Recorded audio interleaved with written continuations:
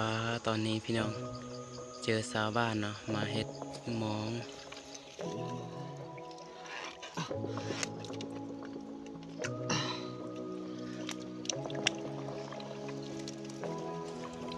มันพี่น้อง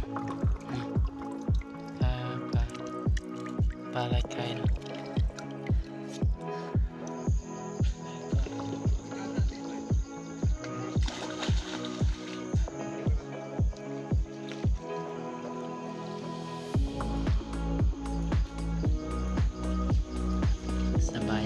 สบายดี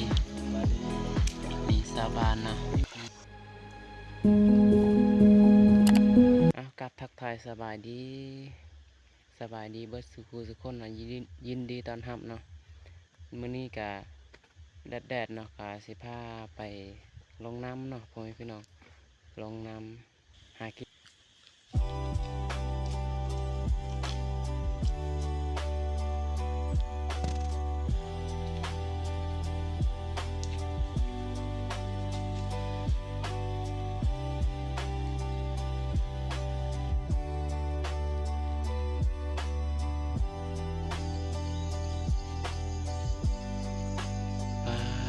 เมื่อกี้กะเห็นกระหอกเนาะทุกคนเห็นกระหอกน้องหมาไล่กระหอกเลยแก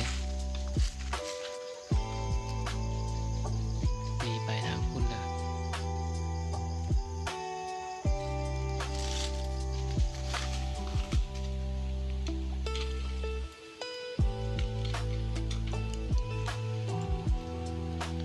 ตอนนี้ก็หอดสายหวยแล้วเนาะทุกคนสิลงเบิ่งว่าสิมีป่าอยู่นี่หรือบ่เนาะก็ติดตามรับชมมื้อนี้เนาะมื้อนี้หากินว่าสิมานหรือบ่เบิ่งสภาพนำเนาะ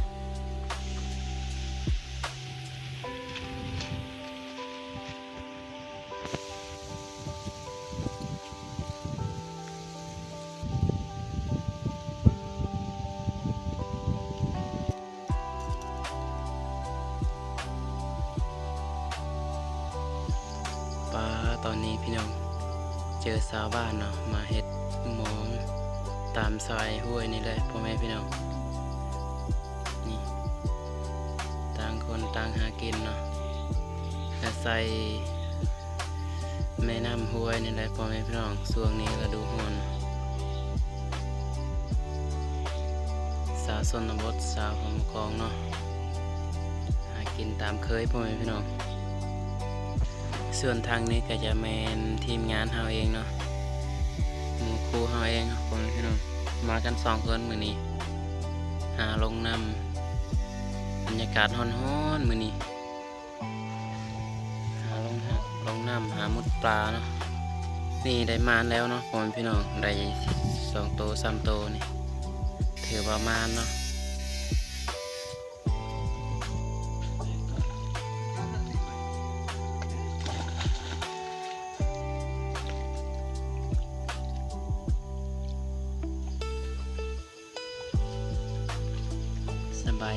สบายดีนี่สาบานนะนี่สาบานมาเฮ็ดมองพี่น้องมานบ่แล้วบ่ได้จักโตเลย มองยังจะเฮ็ดมองปลาชิวเลยพี่น้องนี่พี่น้องเพิ่นเฮ็ดมองปลาซิวนะมาคนเดียวเด้อมาพอดีมันเด้อนี่เห็นแล้วโอ้พอดีเลยพอดีมานนี่กันจะชามพี่น้องตอนนี้กำลังหามุดปลาอยู่เนาะตอนนี้กำลังหามุดปลาเด้อพ่อแม่พี่น้องอยู่ในแม่น้ำเลยตอนนี้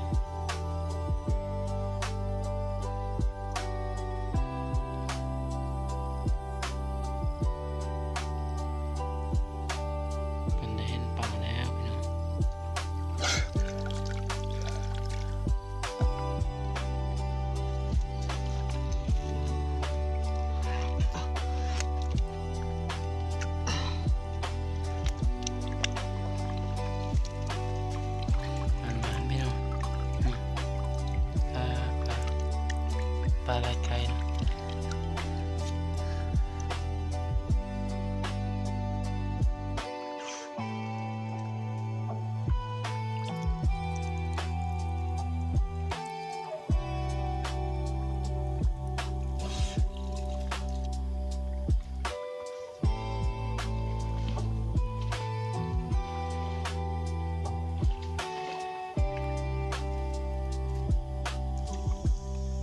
พี่น้องผลงานมื้อนี้